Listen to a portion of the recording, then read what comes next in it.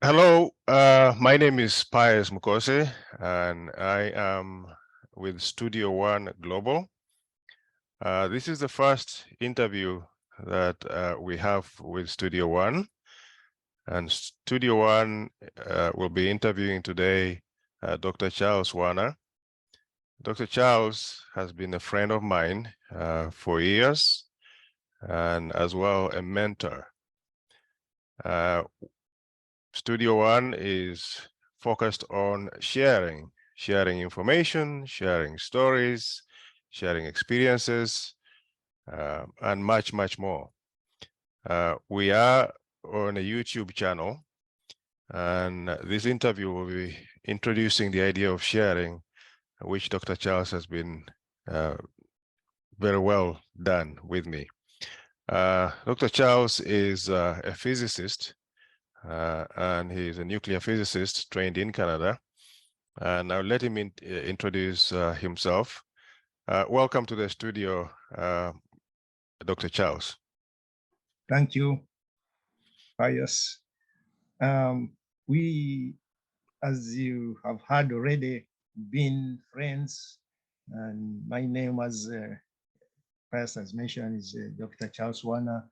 I was born in Uganda, and educated there. I went to the university, Makerere University, where I completed my Bachelor of Science in Physics and Mathematics, after which I became a teacher as well. I did my diploma in education.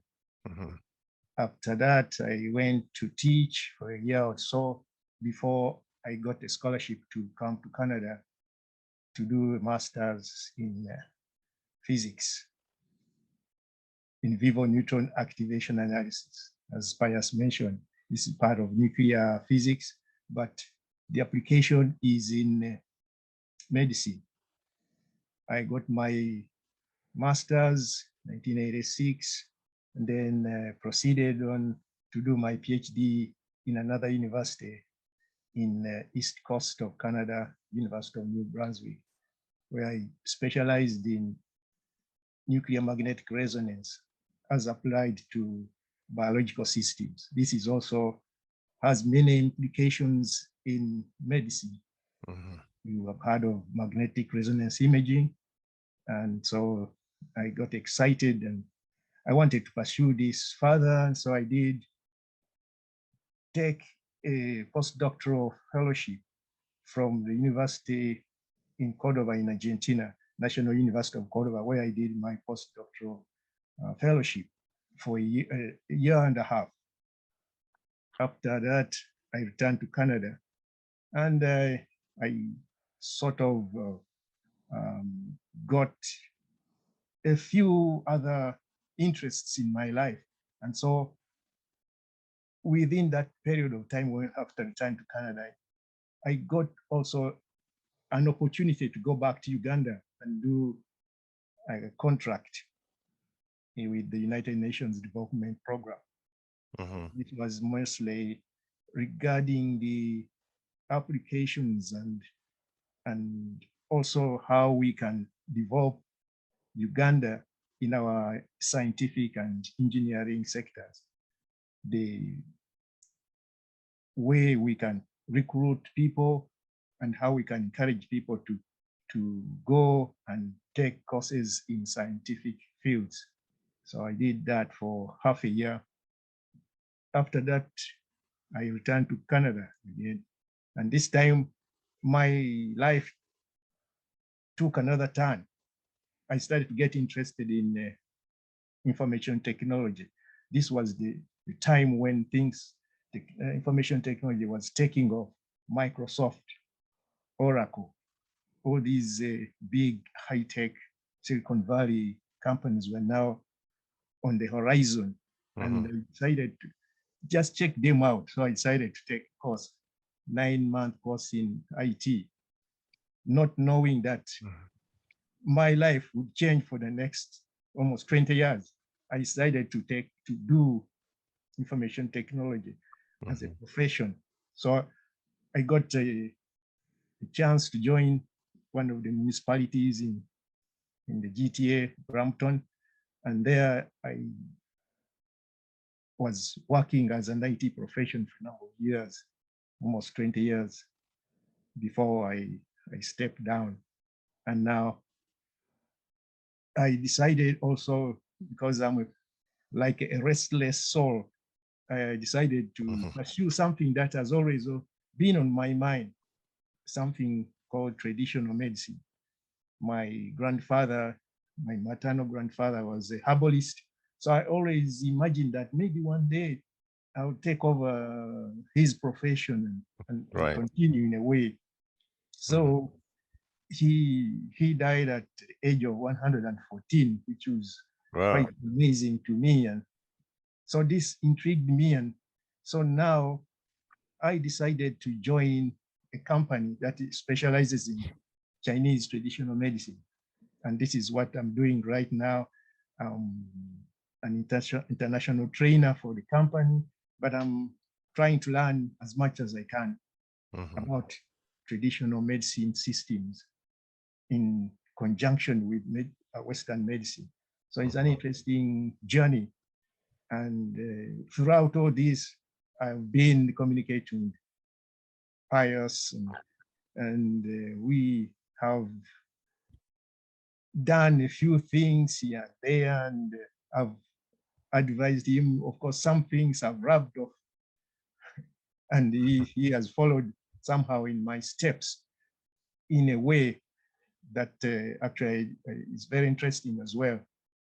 Okay, so basically that's what, in a nutshell, what my life has been, and a little bit of introduction. That's very good. Thank you for the introduction.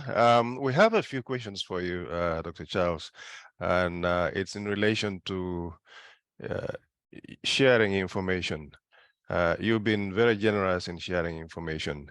In today's world, very few things are free, and sometimes people want to charge for everything that they do as a consultation fee. But the theme here is how best can we share information to improve the world that we live in. We believe at Studio One Global that sharing information is the best way uh, to get the world united, to get the world moving forward. It's no good, in my opinion, to acquire skills and eventually pass away without having shared those skills. As well, it's in my opinion that there's no need to gather as much wealth as you can without sharing it. So this channel is basically based on the fact that we can share information, share experiences, share stories, and help boost each other. On that note, let me go straight to ask you the first question here. Why do you believe that sharing information is beneficial in today's world? Well, that's a very interesting question, because I think we all have gone through a cycle of journeys, I would say, whereby the things that made us succeed in our lives was information driven. Things that we also heard from other people. We read about them, we read about what was achieved and how they achieved that. It's very important that we share information, because information is kind of an asset that we all crave for. Without information, we will be progressing at snail-like speed, because information flows so fast nowadays, especially with technology. And we need to be able to share this information in a way that actually helps to make each one of us go and become a better version of themselves. So this is one of the things that I always try to do. I know we all have one day or two, we thought that we would know everything about the things that we need to know, because when we are young, things seem to be that you can go out and conquer the world. But as you get to mature enough, you realize that you need other people to work with you, and Right. you may not know everything. So you have to depend on other people to give you or to share some information with you in order to allow you to go to the next level. Mhm. And has been my most um, important thing in my life, to be able to share what I know with as many people as I can, to enable them. Because some of them, just like me, who were not born in a very affluent society, came from a line of generation of farmers who didn't have much education, so they were more like illiterate. But Mhm. they also had information that they passed on to us. And this is what I now also try to pass on to the next generation. And with Mhm. that, we are likely to go far. But if Yes. you hold the information to yourself, it doesn't serve much purpose. This Mhm. is, I believe, is human nature, that we should care about other people and share what we know, so that we can all progress together and move on and reach Yes. the top together.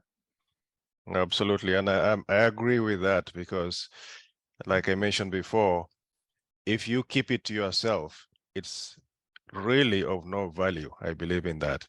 You can read all the books, gather all the knowledge, stay with it, grow old with it. And if you don't share it with others, it's likely to be useless. I take the same argument with wealth. We have extremes in wealth. Some who are extremely wealthy, and the majority are extremely poor. Some who have food, and then others who are dying because they can't access food. The only thing around this whole thing doesn't mean that we don't have enough food, or we don't have enough knowledge, or we don't have enough wealth. We have all of these things. So I agree with you that sharing is the way to go forward, to boost everybody else.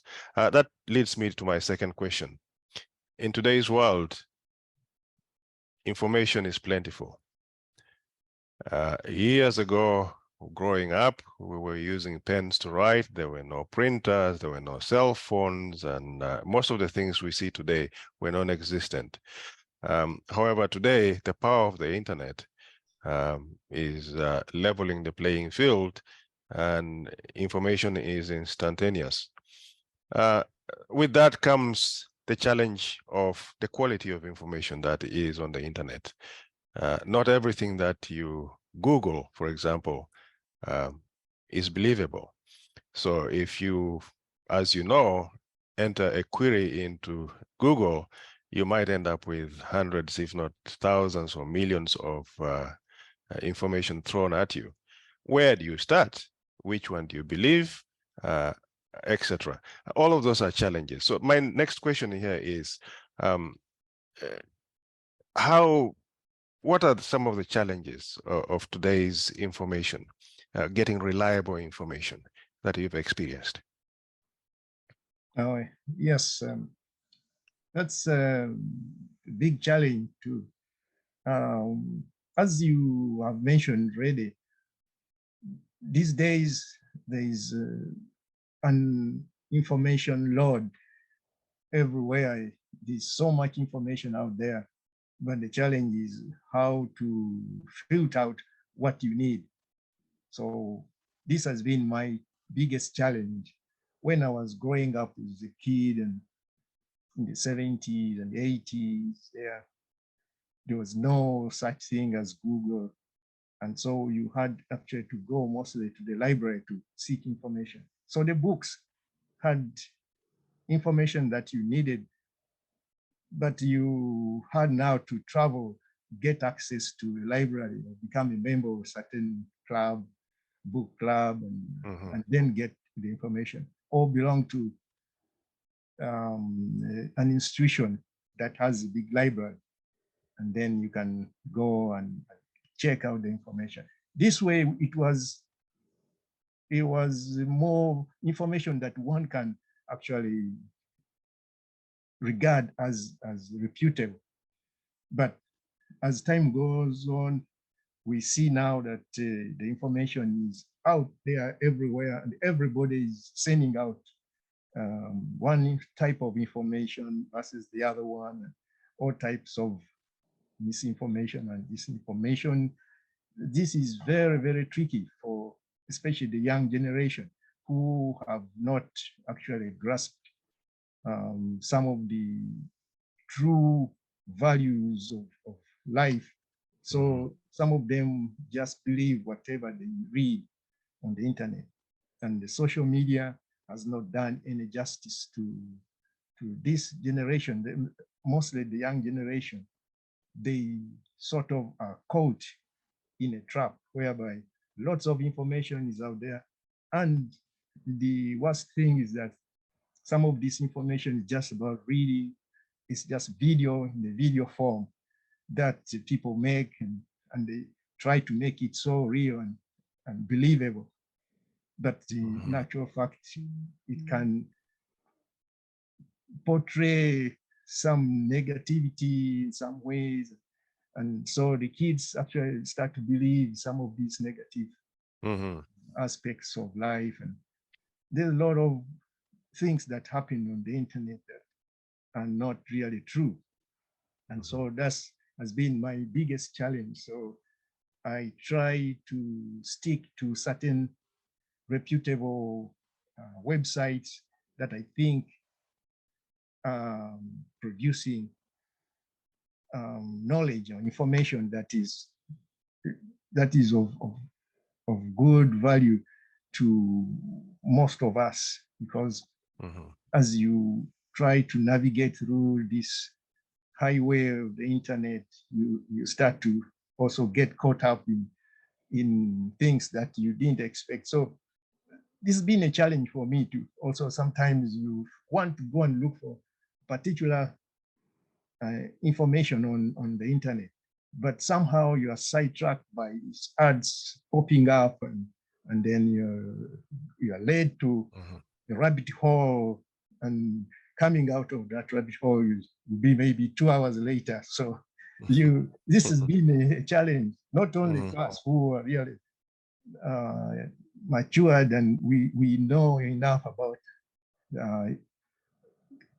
people who are there just to let you get into their traps. But you can imagine the young stars who are just teenagers trying to grapple with life. So this causes a lot of things that actually take the kids to another level of delinquency. So they think that what they are reading is true, and so they even believe, and they tell you point blank that this is this, and there's no other fact, there's no other truth apart from what they read. So this is also true with many of adults too. So it's a challenge. So this virtual source of information from the internet is a big challenge to all of us. Yes. We have to be careful. Yeah, I agree. I couldn't agree more. There is more information than we could possibly consume. And the challenge, like you said, is sifting through all of it. Which one of the million downloads that you just queried would you start with? One of our goals here is to actually reduce that confusion by authentically interviewing people who are believable, people who are knowledgeable, so that we are the go-to place eventually for people to actually share information without worrying whether this information is will misinform them or lead them to a rabbit hole, like you said. So once we get going, our website, our channel, and other resources should be relied upon, because we are not going to take any information from anybody and post it out there. So that leads me to the next question. I think eventually that authentic sharing of information is good for communities. I would like to get your views. Do you believe that good information will actually build strong communities? Yes, I do. That's, as I said a while ago, if you share good information, the communities will thrive, because that information that you're sharing, and if it is good information, it will be used as an asset. When you have information flowing from one source to another within the community, then there is good health in terms of progress, because now that information is going to be used in a way to connect and build each other and make the communities actually function better. With little information, then many communities actually are left in a dire situation, because they may not know how to get to certain place. They may not know how to get funding from that organization.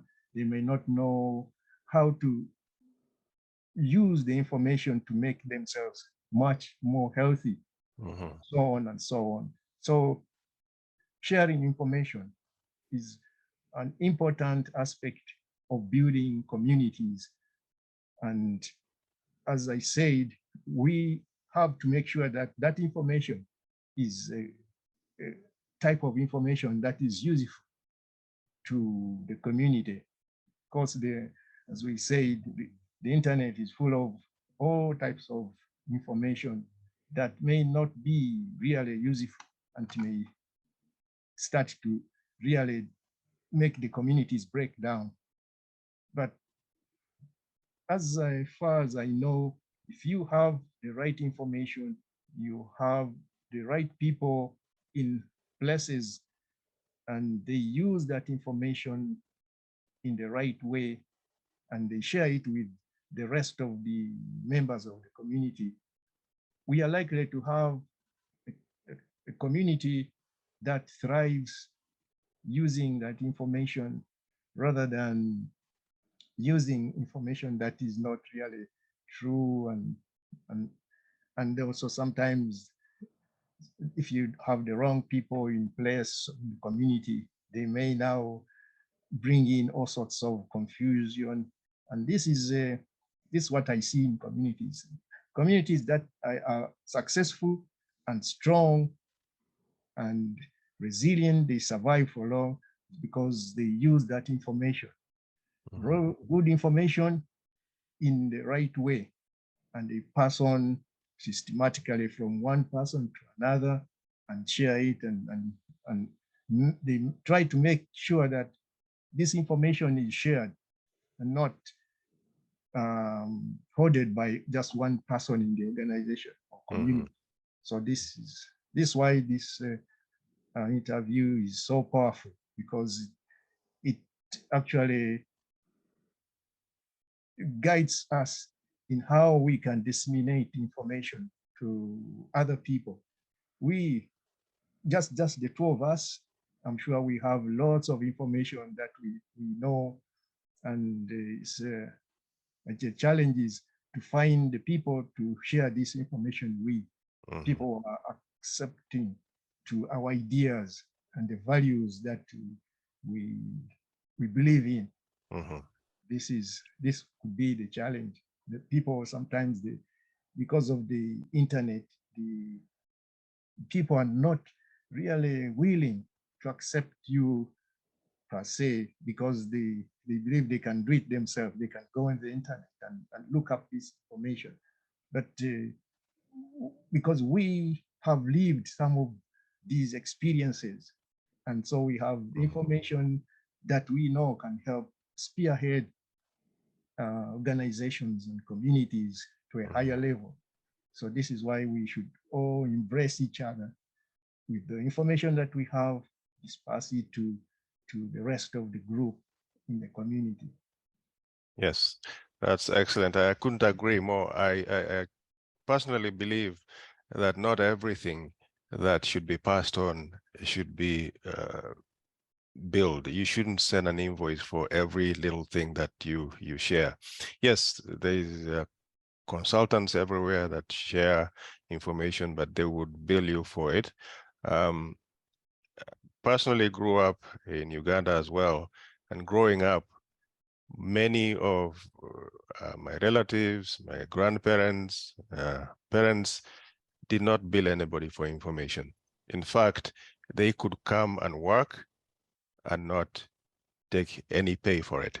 So in conclusion, I just wanted to mention that COVID-19 is one good example where we needed to be together as a world. We still need each other as a world. What happens in one part of the world, like you know, quickly can get to another part of the world these days. So sharing correct information and is a key issue in being together and growing together as a world. So I would, at this point, mention, see if you have any other information or things to share. Besides that, I would like to thank you for accepting the interview. And obviously, there will be other episodes, and I'm hoping you will say yes to our invitation. Yeah, thank you very much. Grateful and appreciate having been invited to participate in this interview. And I hope that this is just the beginning. And as we saw during the COVID, we were all put in a situation where we have never been before.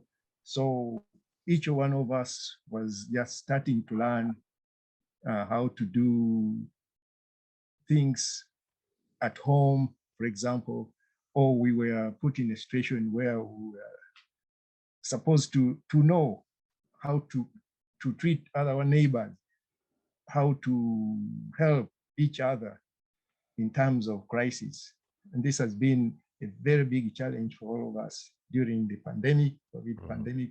The information that was being passed was mostly through the media, and we had to listen to it, process it, then filter that information which was important for us to go and share with our neighbors or members of our societies or communities. So it was a big challenge, and we learned one big thing, that we all need to come together as one and share as much information with each other in order to be able to overcome all those obstacles like the pandemic. And it was a great learning experience for humankind. And I hope that next time we would have learned something to take us far and to be able to thrive in such a situation whereby we were all locked up at home, and the only way we could communicate was through technology here and there. So this is it's been a big learning lesson, but it has been positive. It forced us to break through the glass ceiling, and the things that we used to hesitate to do, the technology that we used to fear trying to implement. Now, this was a time to do that, and it has been positive. So I'm grateful. for the pandemic in that regard. Yes. Okay, so this brings us to the end of initial interview. I have to say to the audience that this has been a wonderful introduction. We look forward to interviewing many more people, and I'm pretty sure I'll call on you for another or many more interviews. We need to share our knowledge. We need to share our experiences. We agree that we do. And so we will be continuing with different episodes, hopefully get some people following us and sharing as well. So thank you very much for accepting the interview. Oh, it's a pleasure to be here. Thank you very much. Thank you.